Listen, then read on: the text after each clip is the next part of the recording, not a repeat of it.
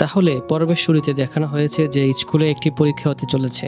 সেই জন্য চ্যান তার বাড়ি থেকে একটি বড় ড্যাগের হাড়ি নিয়ে আসে যাতে সে সোনালি লাড্ডু তৈরি করে সানকে মুগ্ধ করতে পারে। তারপর সেখানে একটি বড় গাড়ি আসে, দেহরক্ষীরা সারিবদ্ধ হয়, লাল গালিচা বিছানো হয় এবং গাড়িটি সানকে একটি বার্তা নিয়ে বেরিয়ে আসে। এটা দেখে চ্যান তাকে ডাকে কিন্তু সে তাকে উপেক্ষা করে সোজা তার হিরো ভ্যান চলে আসে এবং বেচারা চ্যান লজ্জায় পাথরের মতো জমে যায়। এখন স্যান ভ্যানকে ডাকার সাথে সাথে চ্যান অনুভব করে যে তার কপালে কোনো প্রতীক আছে এবং সেই প্রতীকটি মুছে ফেলার জন্য সে সরাসরি তাকে স্পর্শ করে এবং এই প্রতীকটি দেখে শনের সমস্ত দেহরক্ষীরা বড় বড় চোখ করে, কিন্তু তারা জানে না যে ভ্যান প্রতীকটি মুছে ফেলার জন্য স্যানকে স্পর্শ করেছিল এবং প্রতীকটি মুছে ফেলার সাথে সাথে ভ্যান চুপচাপ সেখান থেকে চলে যায়। আমরা প্রবীণকে লজ্জায় লাল হতে দেখি।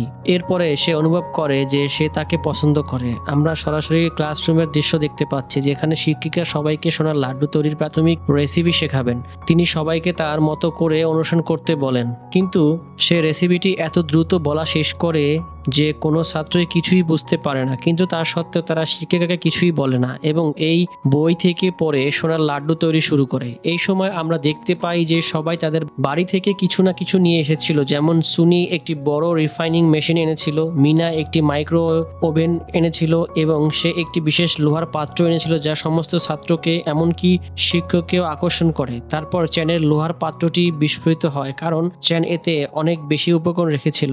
এটি দেখে চ্যান ক্লাস থেকে বেরিয়ে যান। এরপরে শিক্ষিকা সবাইকে বিরতি নিতে বলে কারণ সোনার লাড্ডু তৈরি করতে সময় লাগবে।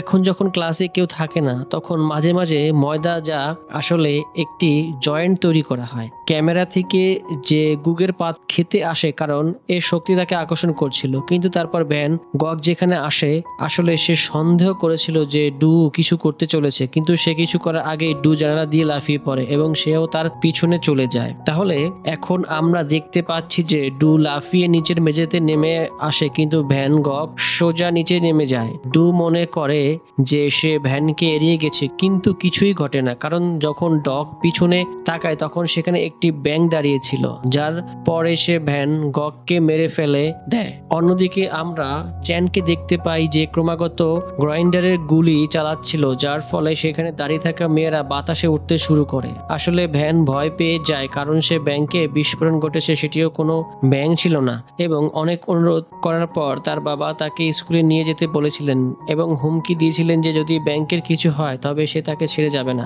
পরের দিন আমরা দেখি যে ভ্যান গগ চ্যানকে হত্যা করতে চলেছে। পাত্র পরিষ্কার করার পর চ্যান যখন পাত্রটি আবার তার জায়গায় রাখতে চাচ্ছিল তখন গুন সেটি দেখতে পেল এবং ভুল বুঝতে পারলো যে ওয়াং তার পরীক্ষা নষ্ট করতে চায়, তাই সে তার উপর খুব রেগে গেল।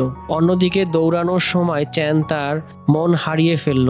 তাকে দেখে মনে হচ্ছিল যেন সে কারোর নিয়ন্ত্রণে আছে।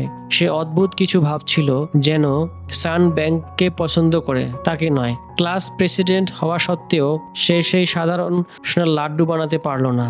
এরপরে সে একই অবস্থায় ভ্যানের দিকে যায় এবং ওয়াংকে পুরো সত্যটা বলে যে এইসব মানুষের কাজ।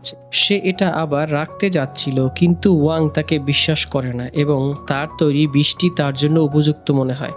শিক্ষা পায়, কিন্তু বিষয়টি ব্যাংক সহজেই এই বিষ থেকে রক্ষা পায়, কিন্তু বিষটি সরাসরি পিছন থেকে আসা চ্যানের মুখে চলে যায় এবং সে অজ্ঞান হয়ে যায়। এটা দেখে গুরু খুব বিরক্ত হয়, কিন্তু সে নিজেকে নিয়ন্ত্রণ করে এবং তার জাদু দিয়ে চ্যানকে সুস্থ করার চেষ্টা করে, কিন্তু সে তাকে চ্যানকে স্পর্শ করতে দেয় না কারণ সে তাকে বিশ্বাস করে না। এরপর তারা দুজনে চ্যানকে তুলে ক্লাসরুমে নিয়ে আসে যেখানে সে তাদের বলে যে অবস্থা খুব একটা বিপজ্জনক নয়, কিন্তু যদি আমরা তাড়াতাড়ি চ্যানের শরীর থেকে এটি অবসর না করি তাহলে চ্যানের অবস্থা আরো খারাপ হতে পারে। তাই তারা ভ্যানকে এই অবস্থার জন্য একটি প্রতিষেধক তৈরি করতে বলে। গৌরব যেমন বলেছিল, ভ্যান উপাদানগুলি নিয়ে প্রতিষেধক তৈরি শুরু করে। এখন প্রতিষেধক তৈরির পরে তারা এটিকে গানের পাত্রে গরম করার জন্য রাখে, কিন্তু সম্পূর্ণরূপে প্রস্তুত হতে 4 ঘন্টা সময় লাগে।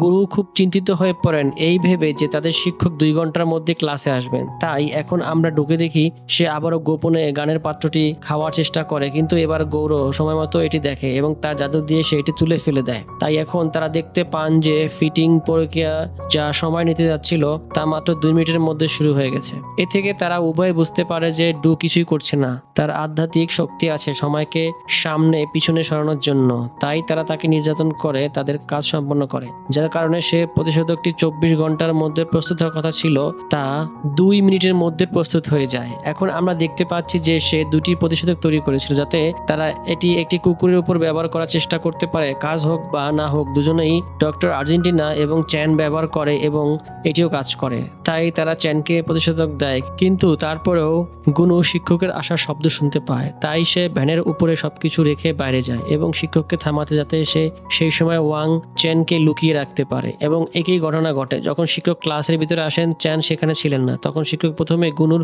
পাত্রটি দেখান যে যা থেকে একটি সোনার লাড্ডু নিখুঁত অবস্থায় বেরিয়ে আসে এবং ভ্যানের মাইক্রো ওভেন থেকে একটি ভাঙা লাড্ডু বেরিয়ে আসে। এইসব দেখে গুনু অনুভব করে যে সে তার তৈরি সোনার লাড্ডুটি তার পাত্রে রেখেছিল এবং চ্যানের একটি স্লটেড সোনার লাড্ডুটি নিজের পাত্রে রেখেছিল। ভ্যানকে এটা করতে দেখে গুনুর খুব ভালো লাগে এবং সে তাকে তার প্রকৃত বন্ধু হিসেবে ভাবতে শুরু করে। কিন্তু আমরা দর্শকরা দেখতে পাচ্ছি যে এরকম কিছুই ঘটেনি, কারণ ভ্যানের মাইক্রোওয়েভ ওভেন থেকে বেরিয়ে আসা লাড্ডুটি সে নিজেই তৈরি করেছিল এবং গুনুর পাত্রে থাকা লাড্ডুটি সেখানে ছিল না। জানা গেল যে গুরুদের তৈরি।